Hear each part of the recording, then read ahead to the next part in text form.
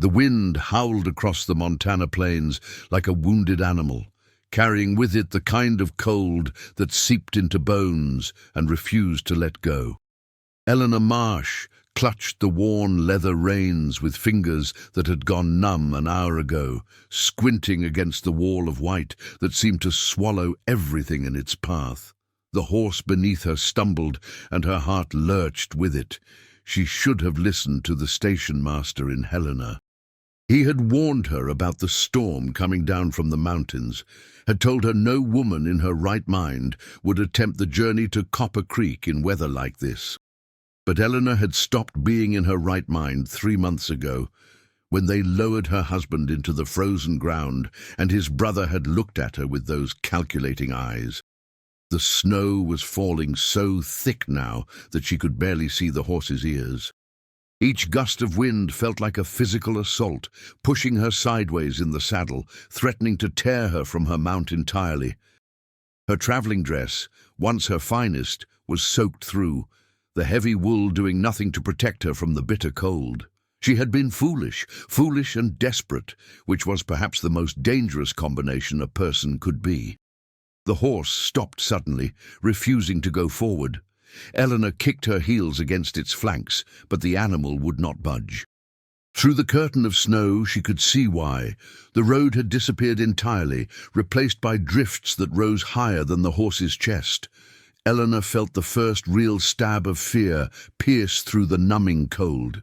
She was lost in a blizzard, with no shelter, no fire, and no idea which direction might lead her to safety. She dismounted clumsily, her frozen legs buckling beneath her as her boots hit the ground. The horse whinnied in distress, and Eleanor wrapped her arms around its neck, partly for warmth and partly because she needed something solid to hold on to. This was how she would die, she realized. Not in the comfortable bed she had shared with William, not surrounded by family and friends, but alone in a frozen wasteland, her body not discovered until spring thaw. A strange calm settled over her at the thought. Perhaps it was fitting. Perhaps this was what she deserved for running away from her problems, instead of facing them like the proper lady her mother had raised her to be. The wind shifted suddenly, and through the swirling snow, Eleanor thought she saw something. A light, maybe.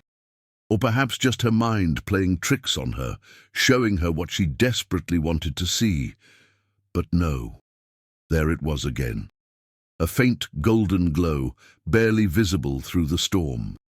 She grabbed the horse's reins and began walking toward it, each step a monumental effort. The snow came up to her knees now, and every movement sent jolts of pain through her frozen limbs. But she kept moving, because the alternative was to lie down and let the cold take her. And Eleanor Marsh had not survived 23 years of life, a loveless marriage, and her husband's cruel family just to give up in a snowdrift. The light grew brighter as she approached, and slowly the outline of a building materialized from the white. A farmhouse, solid and square, with smoke rising from its chimney. Eleanor could have wept with relief. She stumbled the final few yards to the door and pounded on it with fists she could no longer feel. For a terrible moment there was no response, and she imagined the house empty, abandoned, the fire left burning by someone who had fled before the storm. Then the door swung open, and Eleanor found herself looking up at the largest man she had ever seen. He stood at least 6.5 feet tall, with shoulders that seemed to fill the entire doorway. His face was hidden in shadow, but she could see dark eyes looking down at her with an expression she could not read. Eleanor opened her mouth to speak, to beg for shelter, to explain herself, but the cold had stolen her voice along with everything else, and all that came out was a strangled sob. The man did not hesitate. He reached out and caught her as her legs finally gave way, lifting her as easily as if she weighed nothing at all. The world tilted as he carried her inside, and the last thing Eleanor remembered before the darkness claimed her was the warmth of his arms and the sound of the door slamming shut against the storm. Caleb Thornton had not spoken to another human being in nearly 3 months. He had gone to town in October, before the first snows came, to stock up on supplies that would see him through until spring. The shopkeeper had tried to make conversation, asking about his cattle, about his plans for the winter, about whether he had heard from any of his family back east. Caleb had answered in monosyllables, paid for his goods, and left as quickly as he could. He preferred the silence of his farm. Out here, there were no pitying looks, no whispered conversations that stopped abruptly when he entered a room, no well-meaning neighbors asking if he had thought about remarrying. Out here, there was just the land and the animals and the endless sky, and Caleb had convinced himself that was enough. Now he stood in his kitchen, looking down at the woman lying unconscious in his arms, and wondered if God had a particularly cruel sense of humor. She was half frozen, her skin pale as the snow outside, her lips tinged with blue. Her clothes were soaked through, and he could feel her trembling even in her unconscious state. If he had not heard the horse whinnying outside, had not decided to investigate despite the storm, she would have died on his doorstep. Caleb carried her to the bedroom, the only room in the house with a proper bed.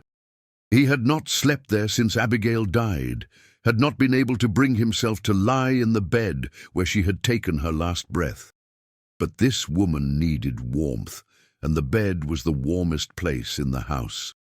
He laid her down as gently as he could, then stood there, uncertain what to do next. She needed to get out of those wet clothes. That much was obvious.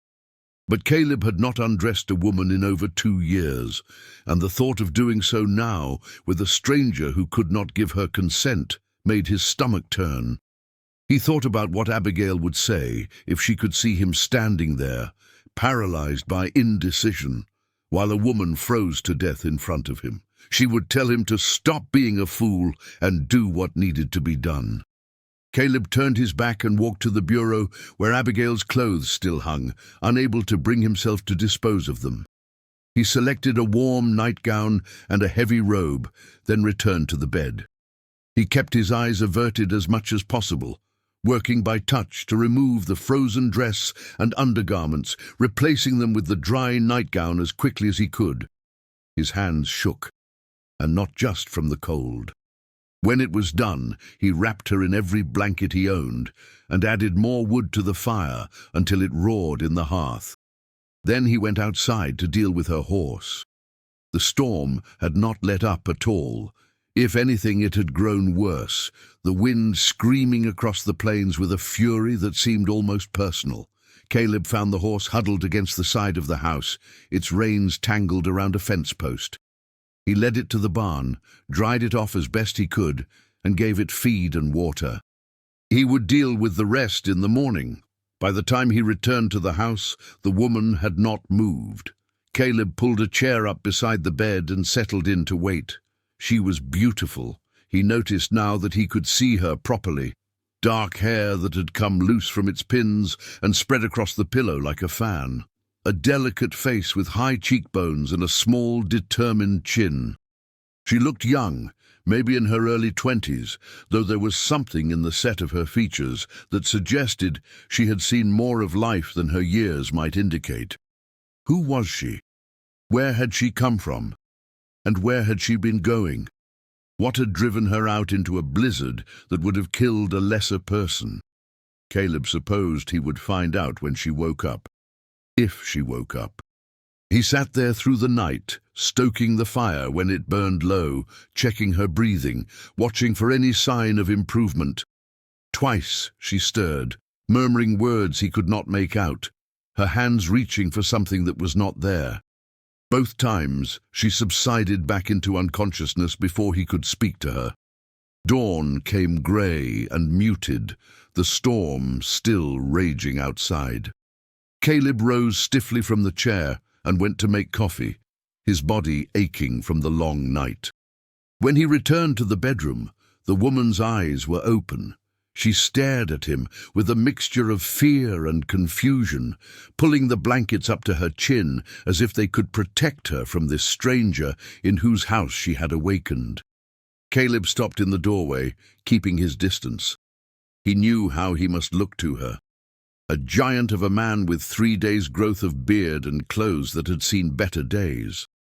He had never been good with words, even before Abigail's death had stolen what little social grace he possessed. The woman's voice came out as barely more than a whisper, rough from the cold that had nearly killed her.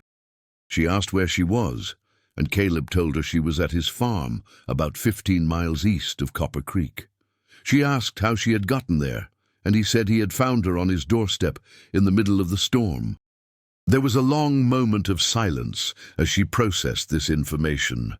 Then she looked down at the nightgown she was wearing, and her cheeks flushed with color that had nothing to do with the warmth of the room. Caleb felt his own face heat. He explained, haltingly, that her clothes had been wet, that she would have caught her death if she had stayed in them, that he had tried to be as proper as possible under the circumstances. The words came out clumsy and awkward, and he wished he had thought to prepare what he would say. The woman was quiet for a moment. Then she thanked him, her voice soft but sincere. She said she understood, that he had saved her life, that she was grateful for his kindness. Caleb did not know how to respond to gratitude. It had been a long time since anyone had thanked him for anything. He asked if she could eat something, and she nodded, wincing as the movement sent pain through her stiff muscles. Caleb retreated to the kitchen, relieved to have a task to focus on. He made oatmeal with honey and more coffee, then carried them to her on a tray. She ate slowly, her hands still trembling slightly. Caleb sat in the chair by the bed, studying the floor, the walls, anywhere but at her. The silence between them was heavy with all the questions neither of them had asked. Finally, she spoke. She introduced herself as Eleanor Marsh, lately of Boston, Massachusetts. She was traveling to Copper Creek to take a position as a schoolteacher. She had not expected the storm, had not realized how dangerous the journey would be. She apologized for the inconvenience she had caused him. Caleb looked at her then, really looked at her, and saw the carefully constructed facade of calm begin to crack. There was more to her story he could tell. People did not flee cross-country in the middle of winter to take teaching positions. They did not ride into blizzards unless they were running from something. But he did not ask.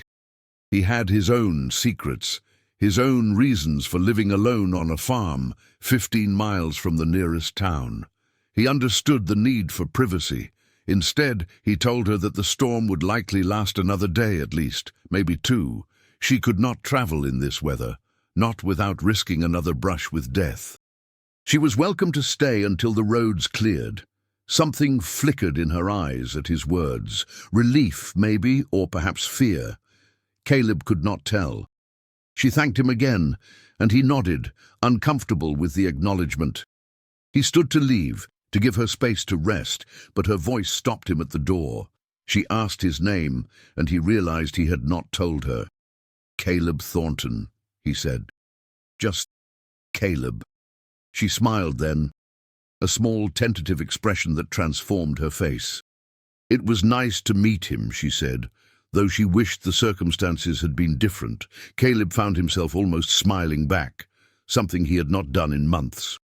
He agreed and left the room, closing the door softly behind him. The storm raged for 3 more days. Eleanor spent the first day mostly sleeping, her body demanding the rest it needed to recover from its ordeal. When she was awake, she lay in the warm bed and listened to the wind howl outside, thinking about all the choices that had led her to this moment. William's face swam before her in the darkness, his expression cold and distant as it had always been. She had married him at 18, a match arranged by their families, and had spent 5 years trying to be the wife he wanted. It had never been enough. She was too quiet, too plain, too bookish. She did not entertain well or manage the household to his exacting standards. The only thing she had done right in his eyes was fail to produce children, which meant that when he died of influenza last winter, his estate had passed to his brother Henry. Henry, who had looked at her with undisguised hunger from the moment of William's funeral. Henry, who had made it clear that the house she lived in, the clothes she wore, even the food she ate, all belonged to him now. Henry, who had suggested, with a smile that made her skin crawl, that there was an easy solution to both their problems. She had fled Boston the next morning, taking nothing but what she could carry and a small sum of money she had saved over the years from her household allowance. She had answered an advertisement for a school teacher in Montana Territory, thinking that no one would follow her so far, that she could start a new life where no one knew her name or her history. She had not counted on nearly dying in a snowstorm. She had not counted on being rescued by a man whose presence made her feel things she had never felt with her husband. Caleb Thornton was not handsome, not in the conventional sense. His face was too weathered, too lined by sun and wind and hard work. His hands were rough and calloused, his manner brusque to the point of rudeness. But there was a gentleness to him that he seemed determined to hide, a kindness that showed itself in the way he tended the fire, the care with which he prepared her meals, the distance he kept to avoid making her uncomfortable. He barely spoke to her those first days. He would bring her food, check on the fire, ask if she needed anything, then disappear again into the main part of the house. Eleanor could hear him moving around out there, doing whatever solitary farmers did during blizzards, but he never lingered in her presence. She found herself wishing he would. On the second day, Eleanor felt well enough to get out of bed. She found her clothes, cleaned and dried, folded neatly on the bureau. She dressed slowly, her muscles still aching, and ventured out of the bedroom. The farmhouse was small but well built, with thick walls that kept out the cold and windows that rattled in their frames with each gust of wind. The main room served as both kitchen and living area, with a large fireplace at one end and a sturdy wooden table at the other. Everything was clean and orderly, but there was a bareness to the space that spoke of a life stripped down to its essentials. Caleb was sitting at the table mending a harness by lamplight. He looked up when she entered, and something in his expression softened before he caught himself and looked away. Eleanor asked if she could help with anything, and he shook his head. "There was coffee on the stove if she wanted some," he said. She should probably rest. She did not want to rest. She had spent enough time alone with her thoughts. So she poured herself a cup of coffee and sat down across from him at the table, watching his large hands work the leather with surprising dexterity. They sat in silence for a long time. It should have been awkward, but somehow it was not. There was a peace to it, a sense of two people sharing space without the need to fill it with meaningless chatter. Eleanor had never experienced anything like it. Finally, Caleb spoke.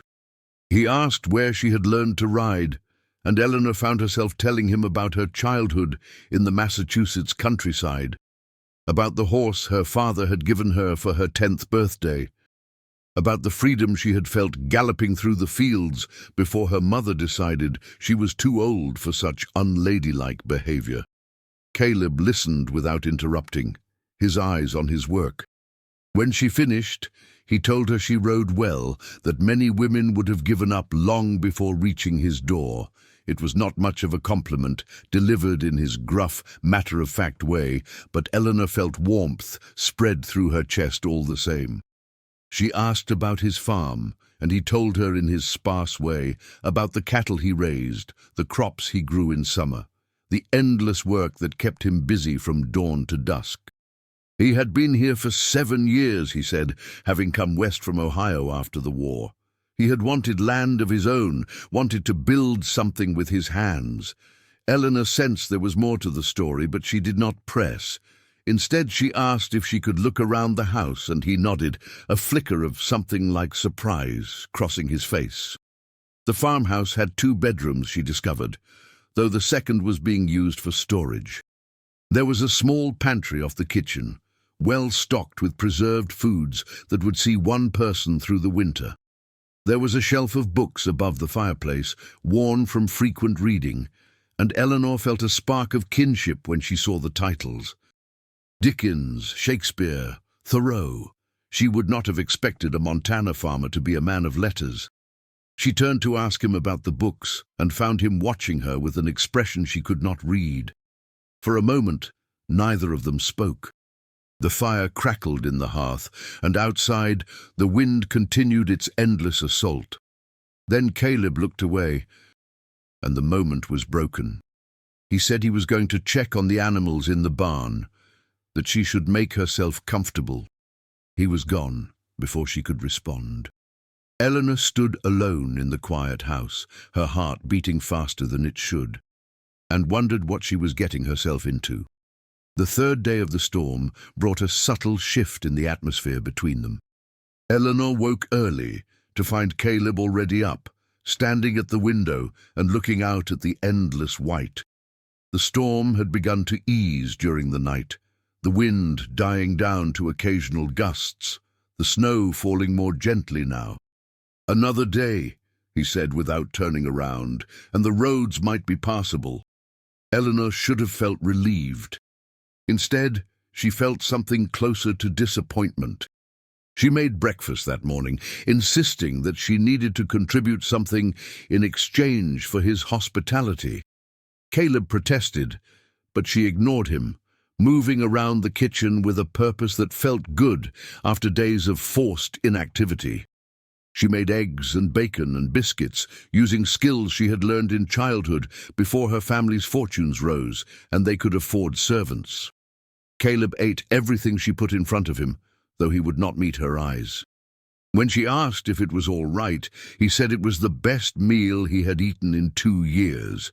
Something in his voice made Eleanor pause. 2 years was a specific number. It meant something. She did not ask. But she began to notice things she had not noticed before. The second bedroom, that was really a nursery with a small cradle pushed into the corner. The woman's clothes in the bureau, faded but carefully preserved. The wedding ring that hung on a chain around Caleb's neck, visible when his shirt shifted. He had been married. He had lost someone. The knowledge changed something in how Eleanor saw him. He was not just a taciturn farmer content with his solitude. He was a man in mourning, a man who had built walls around himself to keep out the pain. She recognized the behavior because she had done the same thing herself. That afternoon, the storm stopped entirely. The silence that fell was almost shocking after days of constant wind. Eleanor stood at the window, looking out at a world transformed into a pristine white landscape, and felt the weight of her impending departure settle over her.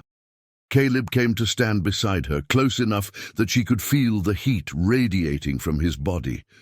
He was always warm, she had noticed, as if he carried his own fire inside him. He said the roads would be clear by tomorrow.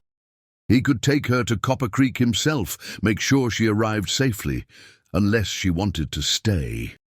The last words came out rough, almost reluctant, as if he had not meant to say them. Eleanor turned to look at him and found his dark eyes fixed on her face, with an intensity that made her breath catch. She asked what he meant, and he seemed to struggle with himself for a moment. Then he said that the winter was long, and the work was hard, and the house was too quiet. He said he had forgotten what it was like to share a meal with someone, to hear another voice, to not be alone with his thoughts all the time. He said he was not asking for anything improper, just offering her a place to stay until spring if she wanted it. Eleanor's heart was pounding now, so hard she was sure he must be able to hear it. She thought about the school-teaching position waiting for her in Copper Creek, the new life she had planned, the independence she had fought so hard to achieve. Then she thought about leaving this house, this man, and never seeing either again. She asked about the woman whose clothes she was wearing, whose ghost seemed to linger in every corner of the house. She needed to know before she could answer. Caleb's face closed off, and for a moment she thought he would refuse to tell her. But then he sighed, a sound that seemed to come from somewhere deep inside him, and began to speak. Her name was Abigail. They had met in Ohio after the war, when Caleb was working on her father's farm. She had been everything he was not. bright and cheerful and full of life, and he had loved her from the moment he saw her. They had married young and come west together to build a life on the frontier. For 5 years, they had been happy. Then Abigail had gotten pregnant, and everything had changed. Caleb's voice grew rougher as he continued. The pregnancy had been difficult from the start. Abigail had been sick for months, unable to keep food down, growing weaker by the day. Caleb had wanted to take her back east, where there were proper doctors, but she had refused. She wanted their child to be born here, on the land they had built together. She had died giving birth to a daughter who lived only a few hours longer. Eleanor felt tears prick her eyes as Caleb finished his story. 2 years ago, he said, 2 years of silence and solitude and trying to understand why God had taken everything from him. She reached out without thinking and took his hand. His fingers were rough and calloused, but they closed around hers with a gentleness that belied their strength. She said she was sorry, and he nodded, his jaw tight with emotion he was trying not to show. She said she understood loss, though hers was different. She told him about William, about the marriage that had never been a true partnership, about the husband who had seen her as more possession than person. She told him about Henry and her flight from Boston, and her desperate hope for a new beginning. When she finished, Caleb was looking at her with something new in his eyes. Understanding, maybe. Recognition of a kindred spirit. He asked again if she would stay, and this time there was no hesitation in Eleanor's answer. The first week was an adjustment. Eleanor moved into the spare bedroom, which Caleb cleared out with a determination that suggested he had been waiting for a reason to do so. They established a routine. Caleb would rise before dawn to tend the animals, while Eleanor prepared breakfast. They would eat together in comfortable silence, then spend the day on their separate tasks. Evenings were spent by the fire, reading or talking, or simply sitting in each other's company. Eleanor found herself looking forward to those evenings more than she had looked forward to anything in years. Caleb was not a man of many words, but when he did speak, it was worth listening. He told her about his years in the army, about the things he had seen and done that still haunted him sometimes. He told her about his dreams for the farm, the improvements he wanted to make, the legacy he had hoped to leave to children who now would never exist. He told her about his favorite books and his opinions on politics, and his complicated feelings about a God who seemed to take as much as he gave. In return, Eleanor told him about her own life, about the strict upbringing that had left her ill-prepared for the realities of the world, about her passion for teaching, discovered during a brief stint tutoring children in her neighborhood before William had put a stop to it, about the woman she wanted to become, given the chance. With each story shared, each secret revealed, Eleanor felt the walls between them growing thinner. She found herself watching Caleb when he did not know she was looking, admiring the way he moved, the strength and grace that seemed so at odds with his rough exterior. She caught herself thinking about his hands, about what it would feel like to have them touch her with purpose, rather than accidental brushes. The thoughts should have shamed her. She was a widow, after all, and a respectable woman, but she could not seem to stop them. Caleb, for his part, seemed to be fighting a similar battle. Eleanor noticed the way his eyes would linger on her face during their conversations, the way he would find excuses to be near her, the way his voice would soften when he spoke her name. He was careful to keep his distance, always proper, always respectful. But there was a tension in him that had not been there before, a restless energy that seemed to grow stronger with each passing day. The first crack in their careful arrangement came 2 weeks after the storm. Eleanor was in the kitchen, washing dishes after supper, when she heard Caleb curse from the main room. She rushed in to find him holding his hand, blood seeping between his fingers. He had been sharpening his knife, he said, through gritted teeth. The blade had slipped. It was nothing. It was not nothing. Eleanor could see that immediately. The cut was deep, running across his palm, and it would need to be properly cleaned and bandaged. She told him to sit down and went to fetch the medical supplies she had discovered in the pantry. Caleb tried to protest, saying he could take care of it himself. Eleanor ignored him. She had dealt with worse during the war, she said, not mentioning that her experience consisted entirely of reading letters from the front. She was not about to let him bleed all over the furniture because of stubborn pride. She took his injured hand in both of hers, and the touch sent a jolt through her that had nothing to do with sympathy. His palm was rough and warm, scarred from years of hard labor. She could feel his pulse beating against her fingers faster than it should be. Eleanor cleaned the wound carefully, trying to focus on the task and not on the way Caleb was watching her. She could feel his eyes on her face, studying her with an intensity that made her skin flush. When she glanced up, their gazes locked, and for a moment neither of them breathed. She asked if it hurt, and he said no, his voice rougher than usual. She wrapped the bandage around his hand, her movements slower than necessary, prolonging the contact. When she finished, she did not immediately release him.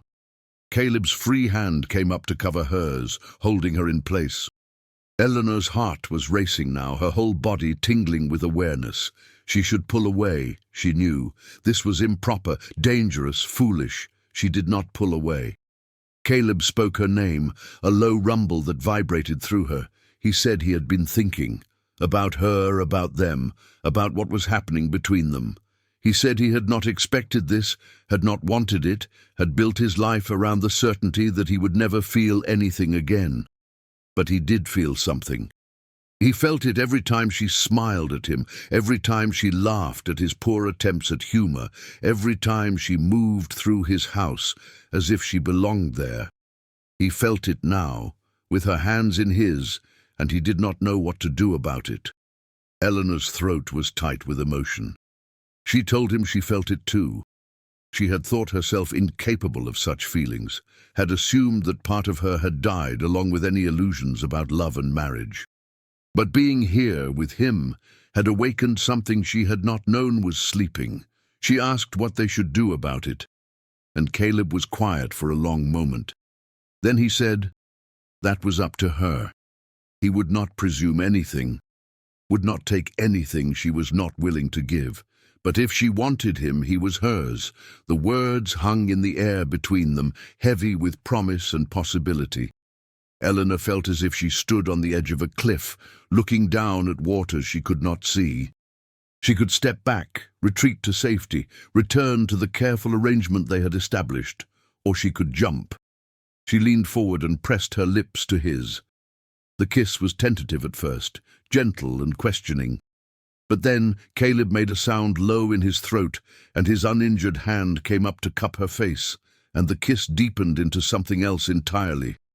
Eleanor felt heat rush through her, pooling in places she had thought long dormant.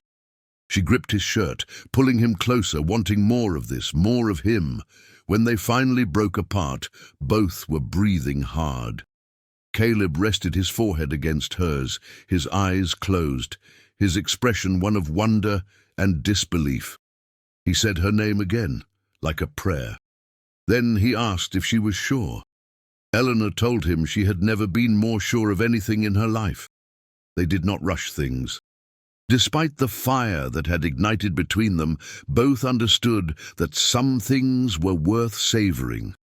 In the days that followed, they learned each other slowly, carefully, with all the patience of people who had nowhere else to be.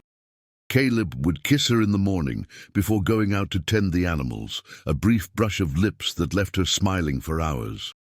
Eleanor would reach for his hand during their evening conversations, intertwining their fingers as naturally as if they had been doing it for years. There were more kisses, longer and deeper, stolen in corners and doorways and beside the warm hearth. Each one left Eleanor wanting more, but Caleb was determined to be proper about things. He would not take her to his bed, he said, until she was his wife. The proposal, when it came, was not romantic in any traditional sense. They were sitting at the kitchen table finishing breakfast when Caleb looked up from his coffee and asked if she would marry him. Eleanor stared at him, her fork frozen halfway to her mouth. She had known this was coming, had known from the moment of their first kiss that they were moving towards something permanent, but hearing the words spoken aloud still took her breath away. Caleb seemed to misread her silence. His expression shuttered, and he started to apologize, to take back the question. He understood if it was too soon, he said. He knew she had only recently lost her husband, knew she had come here looking for independence, not another man to tie herself to. Eleanor stopped him with a hand on his arm. She said yes. Caleb blinked at her, as if he had not heard correctly. She said it again, louder this time. Yes, she would marry him. Yes, she wanted to be his wife. Yes, yes, yes. The smile that spread across Caleb's face transformed him. For a moment, he looked younger, lighter, like the man he might have been before grief had carved deep lines into his features. He pulled her from her chair and into his arms, holding her so tightly she could barely breathe. He murmured against her hair that he would make her happy. He swore it. Whatever she needed, whatever she wanted, he would find a way to give it to her. She would never regret choosing him. Eleanor believed him.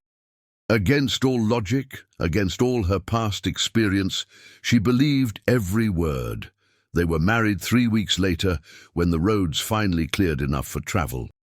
Caleb hitched up the wagon and drove them both to Copper Creek, where a circuit preacher happened to be passing through. The ceremony was brief and simple, witnessed only by the preacher's wife and the owner of the general store. Eleanor wore her best dress, the one she had been saving for job interviews, and Caleb wore a suit that had clearly not been out of his wardrobe in years. It did not matter. When the preacher pronounced them man and wife, Eleanor felt something click into place inside her, as if she had finally found the piece of herself that had been missing all along.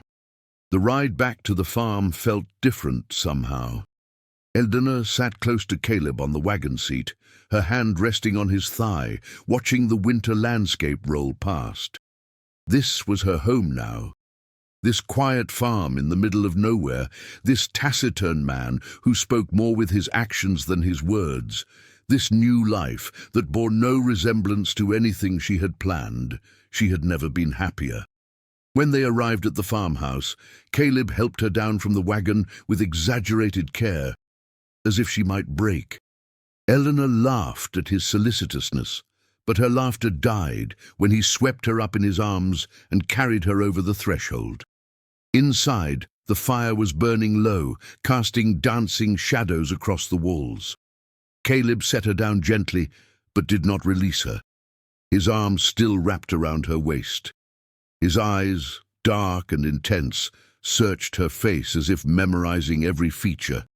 He said he had a wedding present for her, and before Eleanor could respond, he was leading her to the bedroom.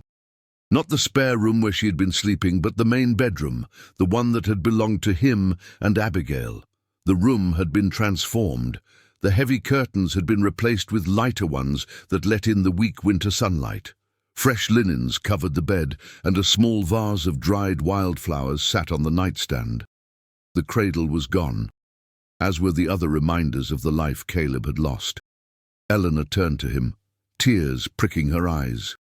She asked when he had done all this, and he said he had been working on it for weeks, a little at a time when she was not looking. He wanted their marriage to start fresh, he said. No ghosts, no regrets, no looking backward. She kissed him then, pouring all her gratitude and love into the gesture. Caleb responded with equal passion, his hands sliding into her hair, pulling her closer, until there was no space between them at all. They undressed each other slowly, reverently, learning the landscape of each other's bodies, with hands and lips and whispered words.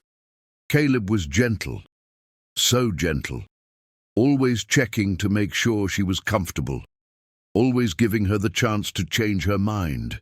She did not change her mind. She wanted this, wanted him, with a ferocity that surprised her. When they finally came together, Eleanor felt tears slide down her cheeks, not from pain, but from the overwhelming rightness of it. This was what it was supposed to feel like, she realized. This connection, this intimacy, this sense of being truly known by another person. Afterward, they lay tangled together in the big bed, watching the firelight flicker on the ceiling. Caleb's arm was wrapped around her, heavy and warm, and Eleanor rested her head on his chest, listening to the steady beat of his heart. He asked if she was all right, and she told him she was more than all right. She was home. Winter settled in properly after that, burying the farm under blankets of snow that seemed to grow deeper with each passing week.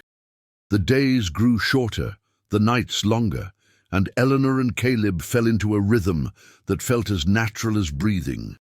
They worked side by side now, Eleanor having insisted on learning how to help with the farm, despite Caleb's protests. She fed the chickens and collected eggs, helped milk the single cow that provided their dairy, even assisted with the heavier tasks when an extra pair of hands was needed. It was hard work, harder than anything she had done in her sheltered Boston life. But there was satisfaction in it that she had never found in embroidery or social calls. In the evenings, they read to each other by the fire, voices rising and falling in the quiet house.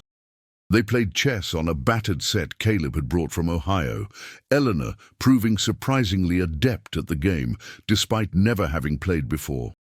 They talked about everything and nothing, filling in the gaps of their histories, building a shared understanding that grew stronger with each passing day, and they loved each other, not just in the physical sense, though that was certainly part of it. They loved each other in the 1,000 small ways that make up a life together, in cups of coffee prepared just the way the other liked them, in blankets tucked around shoulders on cold mornings, in hands held during silent moments that needed no words. Eleanor had never known this kind of love existed. She had grown up believing that marriage was a transaction, a merging of families and fortunes with affection as an optional bonus. Her own parents had been cordially distant, her marriage to William even more so. She'd assumed this was simply how things were, how they had always been and would always be. Caleb showed her something different. He loved her fiercely, completely, without reservation or condition. He looked at her as if she were the most precious thing in his world, and he treated her accordingly. He valued her opinions, respected her intelligence, laughed at her jokes even when they were not particularly funny. He made her feel seen in a way she had never experienced before. It was terrifying. It was wonderful. It was everything she had not known she needed. As winter slowly loosened its grip on the land, Eleanor began to think about the future in ways she never had before. She thought about children, about filling this quiet house with noise and laughter. She thought about growing old together, sitting on the porch in their twilight years and watching the grandchildren run through the fields. She thought about building something lasting, something that would outlive them both. She shared these thoughts with Caleb one night as they lay in bed, the room warm from the fire he always kept burning. He listened without interrupting, his hand stroking slowly through her hair. When she finished, he was quiet for a long moment. Then he said he had thought he would never want those things again. After Abigail, after losing everything, he had resigned himself to a life of solitude. He had not believed there was room in his heart for anyone else. But Eleanor had changed that. She had walked into his life in the middle of a blizzard and refused to leave, and in doing so, she had opened up possibilities he had thought were closed forever. He wanted all of it, he said. Children, grandchildren, 50 years of waking up beside her every morning. He wanted to watch her hair turn grey and her face gain lines and know that every mark was a testament to the life they had built together. He wanted to love her until his last breath and then keep loving her beyond that, if such a thing were possible. Eleanor felt tears slide down her cheeks at his words. She told him she wanted all of that too. She wanted it so badly it scared her sometimes, this fierce need for a future with him at the center of it. Caleb kissed her then, soft and sweet, a promise sealed with lips rather than words. Whatever came next, they would face it together. Spring arrived slowly, grudgingly, as if winter were reluctant to release its hold on the land. The snow began to melt in patches, revealing the brown grass beneath. The days grew longer, and the sun gained warmth, and everywhere Eleanor looked there were signs of life returning to the frozen world.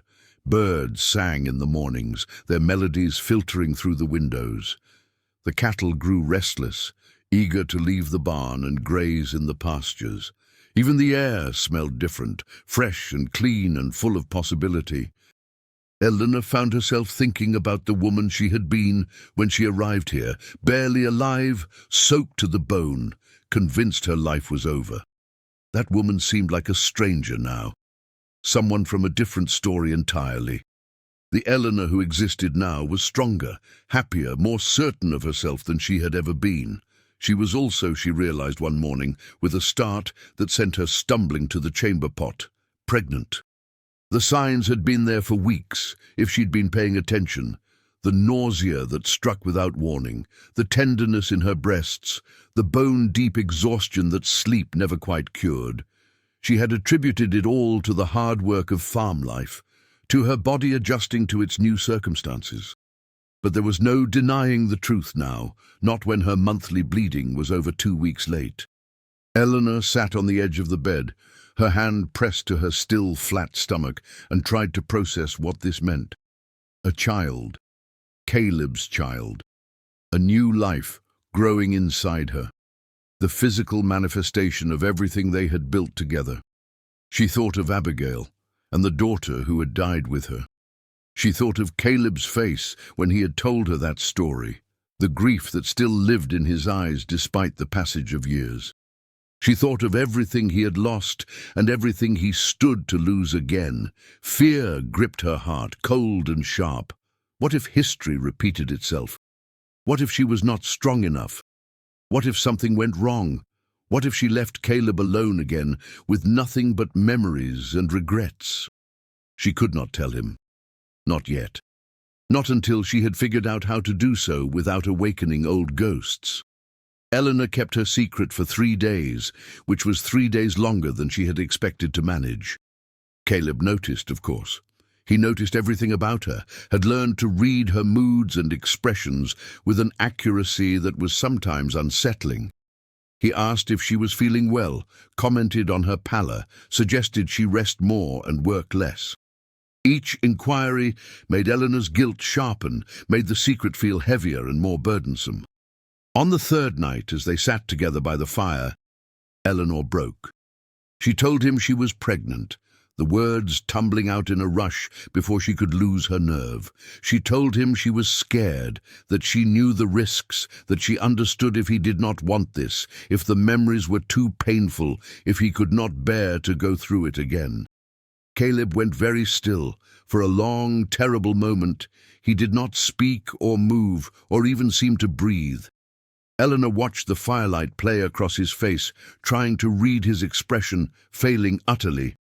Then he was on his knees before her, his hands grasping hers, his eyes bright with tears she had never seen him shed. He said he was scared, too. Terrified, in fact. The thought of losing her the way he had lost Abigail was enough to make him want to forbid her from ever leaving the house again, to wrap her in cotton and guard her every moment. But fear could not stop life from happening. It could not stop him from loving her, could not diminish the joy that was already blooming in his chest alongside the terror. They would face whatever came together, just as they had faced everything else. They would be careful and cautious, and they would pray, and they would trust that the universe would not be cruel enough to take everything from him twice. Eleanor was crying now, tears of relief and love and residual fear all mingled together. She told him she loved him, and he said he loved her too, and they held each other in front of the dying fire until the words felt like truth rather than just sounds. The months that followed were the most terrifying and beautiful of Eleanor's life. Her body changed in ways she had not expected, growing and shifting to accommodate the new life within her. Some days she felt radiant, glowing with health and happiness. Other days she felt like a beached whale, ungainly and exhausted, and convinced she would never be comfortable again. Caleb was attentive to the point of absurdity. He insisted on doing all the heavy work himself, would not let her lift anything heavier than a dinner plate, hovered so constantly that Eleanor finally lost her temper and told him she was pregnant, not dying, and if he did not give her some space, she would lock him in the barn. He backed off after that, though she still caught him watching her with a mixture of love and worry that made her heart ache. They prepared for the baby together, converting the spare room back into a nursery. Caleb built a new cradle, larger and sturdier than the one he had made for his first child. Eleanor sewed tiny clothes from fabric she ordered from town, her stitches uneven but made with love. They argued over names, debated the merits of various child-rearing philosophies, wondered aloud what their son or daughter would look like. The fear never entirely went away. It lurked in the corners of Eleanor's mind, surfacing in nightmares that left her gasping and in moments of irrational panic when she felt a twinge or ache she could not explain. But she learned to live with it, to acknowledge its presence without letting it consume her. Fear was the price of love, she realized. The more you had to lose, the more you had to fear. Summer arrived, bringing long days and warm nights and a farm bursting with life.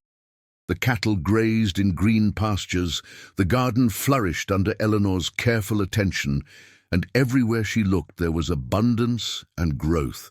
It seemed fitting that their child would be born into such a season, arriving alongside the harvest and the plenty. Eleanor went into labor on a warm August night, when the moon hung full and bright above the farmhouse. The midwife from Copper Creek had arrived a week earlier, having been summoned by Caleb at the first sign that Eleanor's time was near. She was a practical woman named Mrs. Henderson, experienced and unflappable, and her presence did much to calm both expectant parents' nerves. The labor was long and difficult, just as Eleanor had feared. 18 hours of pain that ebbed and flowed like the tide, of sweat and tears, and moments when she was convinced she could not continue. Through it all, Caleb was there, holding her hand, wiping her forehead, murmuring encouragements that she could barely hear over the roar of her own heartbeat. At some point in the early morning hours, the fear gave way to determination. Eleanor stopped thinking about what might go wrong and focused only on what needed to happen. She pushed when Mrs. Henderson told her to push, breathed when she was told to breathe, surrendered to the ancient rhythm that had been guiding women through childbirth since the dawn of time. And then, just as the sun began to peek over the horizon, a new cry joined the chorus of morning birds. Mrs. Henderson placed the baby in Eleanor's arms, a squalling, red-faced bundle of fury and life. Eleanor looked down at her daughter, at the tiny features and flailing fists and lungs that already seemed far too powerful for such a small body, and felt something crack open in her chest. Love, she would call it later, though the word seemed inadequate. It was more than love, more than any emotion she had a name for. It was a complete restructuring of her universe, a fundamental shift in everything she understood about herself and her place in the world. From this moment forward, she was no longer just Eleanor. She was this child's mother, and that identity would supersede everything else. Caleb appeared at her side, his face pale and drawn from the long night. He looked at the baby in her arms, then at Eleanor, then back at the baby. His mouth opened and closed several times, but no sound emerged. Eleanor asked if he wanted to hold his daughter, and that seemed to break whatever spell had fallen over him. He reached out with trembling hands and gathered the tiny bundle against his chest, handling her as carefully as if she were made of glass. The sight of him, this giant of a man cradling their newborn daughter, was the most beautiful thing Eleanor had ever seen. They named her Grace for the unearned blessing she represented. Grace Abigail Thornton, a bridge between the past and the future, a living testament to second chances and the resilience of the human heart. She had her father's dark eyes and her mother's stubborn chin. She had a cry that could wake the dead and a smile that could light up the darkest room. She was perfect in every way that mattered and imperfect in all the ways that made her real. Eleanor recovered from the birth more quickly than anyone expected, her body resilient from months of farm work and her spirit buoyed by the joy of new motherhood. She learned to nurse and swaddle and comfort, to function on no sleep and still find energy for the endless demands of a newborn. It was exhausting and overwhelming, and she had never felt more alive. Caleb was a revelation as a father. The gruff, taciturn man who struggled to string 3 sentences together became soft and silly in his daughter's presence. He sang to her in a voice that was not particularly melodic, but was full of tenderness. He walked the floors with her at night when she would not settle, murmuring stories and promises that he seemed to make up as he went along. He looked at her with an expression of naked wonder that never faded. No matter how many dirty diapers he changed, or how many times she spit up on his best shirt. Watching them together, Eleanor felt the last of her old fears dissolve. Whatever had happened in the past, whatever losses Caleb had suffered, this was different. They were different. The universe, it seemed, had decided to give them a happy ending after all. Grace grew as babies do, transforming from a helpless newborn into a curious infant, into a determined toddler who seemed intent on exploring every inch of the farmhouse. Her first word was a toss-up between mama and cow, which Caleb found endlessly amusing. Her first steps were taken in the kitchen, wobbling from Eleanor's arms to her father's, with a look of fierce concentration on her tiny face. There were other children who followed. A son named Thomas, born 2 years after Grace, with his mother's dark hair and his father's quiet temperament. Twin girls, Margaret and Rose, who arrived 3 years after that and immediately turned the household upside down with their energy and mischief. Each pregnancy brought its own fears, its own worries, but each baby was born healthy and strong, adding to the chaos and joy of the Thornton household. The farmhouse that had once been too quiet was now never quiet at all. There were always children running and laughing, always small voices raised in argument or song, always demands for attention and meals and stories at bedtime. The shelves that had once held only Caleb's worn books now overflowed with picture books and toys. The walls that had been bare were covered with childish drawings and family photographs. The table where Caleb had sat alone for so many years now required 2 extra leaves to accommodate everyone. It was overwhelming sometimes. Eleanor would find herself hiding in the root cellar just to have 5 minutes of silence, or snapping at Caleb for some minor offense when really she was just exhausted beyond all reason. They argued, as all married couples do, about money and discipline and whose turn it was to deal with whatever crisis had emerged this time. There were hard years when the crops failed or sickness swept through the family or the weight of responsibility seemed too heavy to bear. But there was also love. So much love that Eleanor sometimes thought she might burst from the force of it. Love for her children, each one unique and precious and maddening in their own way. Love for her husband, who had grown softer and warmer over the years without losing any of his strength. Love for this life they had built together, this messy, imperfect, beautiful life that she would not trade for anything. 10 years after the storm that had brought her to Caleb's doorstep, Eleanor stood on the porch of the farmhouse and watched her children playing in the yard. Grace was trying to teach Thomas to ride the old plough horse with limited success. The twins were engaged in some incomprehensible game that seemed to involve a lot of shrieking and throwing dirt at each other. The dog that had wandered onto the farm 2 summers ago was barking at everything and nothing. Caleb came to stand beside her, his arm sliding around her waist as naturally as if it had always been there. He asked what she was thinking about, and Eleanor leaned into him, drawing comfort from his solid presence. She was thinking about that night, she said. The blizzard, the desperation, the moment when she had been certain she was going to die. She was thinking about how different things could have been if the storm had blown her in a different direction, if Caleb's light had not been burning, if she had given up and laid down in the snow. Caleb was quiet for a moment. Then he said that he thought about it too sometimes, not with regret but with gratitude. The storm had taken so much from him over the years, his first wife, his first child, the future he had planned. But it had also given him Eleanor, had blown her into his life like a gift he had not known to ask for. He would endure every tragedy again, he said, if it meant ending up here. With her, with their children, with this life that was more than he had ever deserved. Eleanor felt tears prick her eyes, as they often did when Caleb said such things. She turned to face him, reaching up to cup his weathered cheek in her hand. He was older now, his hair streaked with grey, his face lined by sun and time, and the countless expressions of emotion he had learned to show. But his eyes were the same, dark and deep, and full of a love that never wavered. She told him she felt the same. She told him he had saved her not just from the storm, but from a life half-lived, from a future that held nothing but loneliness and fear. She told him he was everything she had never known she needed.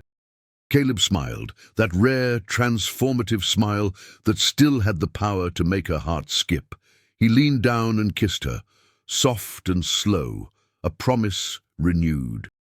Behind them, Grace let out a whoop of triumph as Thomas finally managed to stay on the horse. The twins' game escalated into an all-out war that would require intervention soon. The dog's barking reached new heights of enthusiasm. Eleanor and Caleb pulled apart, laughing at the chaos that surrounded them. This was their life now. Messy and loud and utterly wonderful. They walked into it together, hand in hand, ready for whatever came next.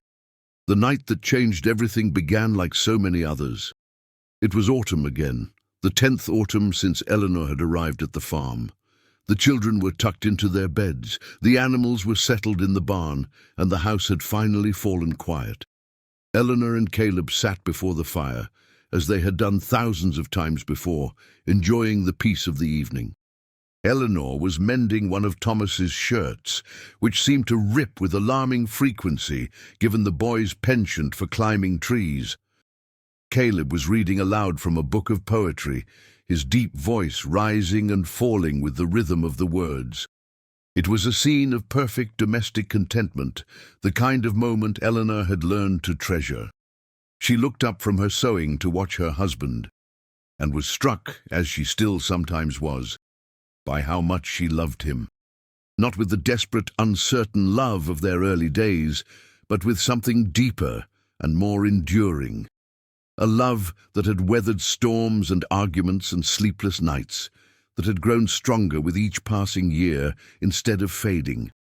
Caleb caught her looking and paused mid-stanza. He asked what was on her mind, and Eleanor smiled.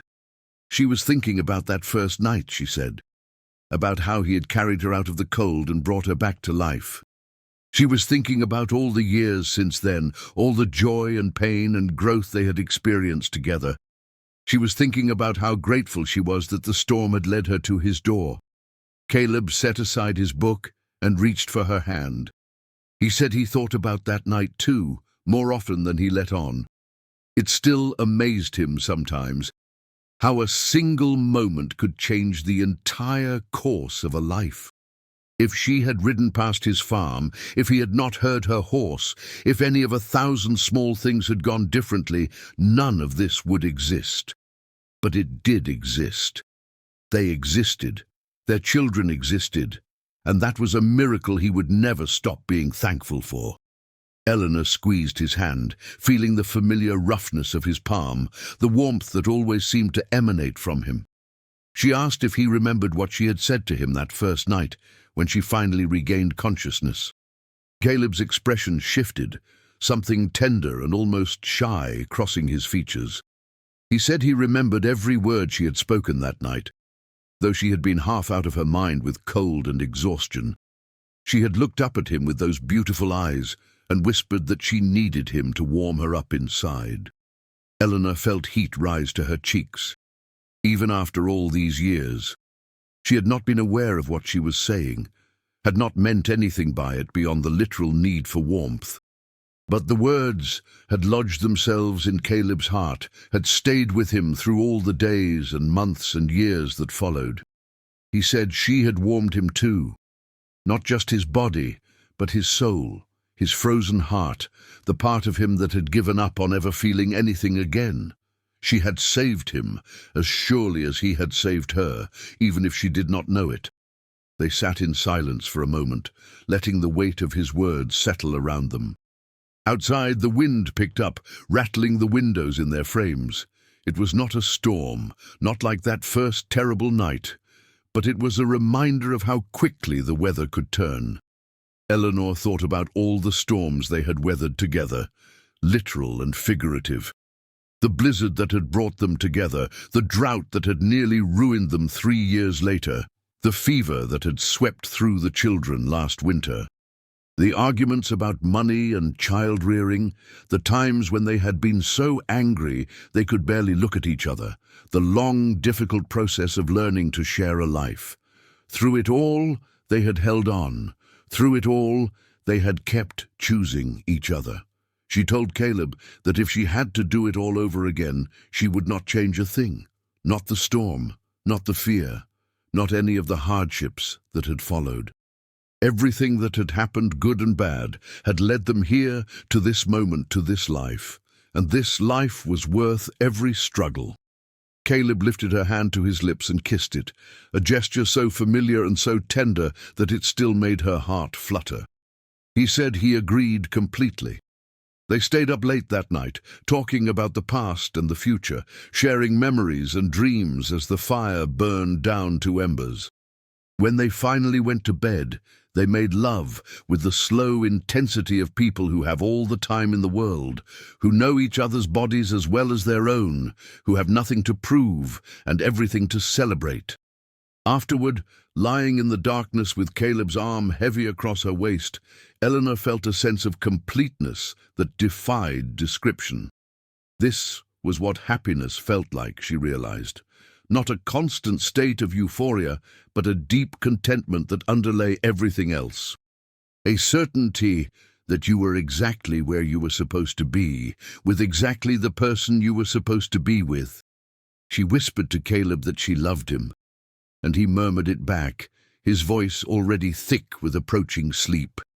It was a ritual they performed every night, had performed every night since their wedding, and it never grew old. Eleanor closed her eyes and let sleep claim her, secure in the knowledge that tomorrow would bring more of the same. More work and chaos and challenges, yes, but also more love, always more love. It was, she thought as consciousness faded, the best kind of life there was. The years continued to pass, as years do, bringing with them all the changes that time inevitably brings. Grace grew into a beautiful young woman with her father's steady temperament and her mother's sharp mind. She fell in love with the son of a neighboring rancher and was married at 19, leaving the farmhouse to start her own home just a few miles away. Eleanor cried at the wedding, tears of joy and loss mingled together, and Caleb held her hand so tightly she thought her fingers might break. Thomas became a farmer like his father, taking over more and more of the work as Caleb's body began to show the wear of decades of hard labor. He was a quiet, thoughtful young man, more comfortable with animals than with people, and he never seemed interested in finding a wife. Eleanor worried about him sometimes, but Caleb said he was fine, said some people were meant to walk alone, and there was nothing wrong with that. The twins, predictably, were the wild ones. Margaret ran off at 17 to become an actress in San Francisco, sending home letters full of dramatic stories that were probably half invented. Rose married young, divorced even younger, and eventually settled down with a widow who had 3 children of her own. They lived in Copper Creek and visited every Sunday, filling the farmhouse with noise and laughter. Eleanor watched her children grow and change, finding their own paths through the world, and felt pride and terror in equal measure. She had done her best, she and Caleb both, but children were their own people, with their own choices to make. All she could do was love them and hope that love was enough.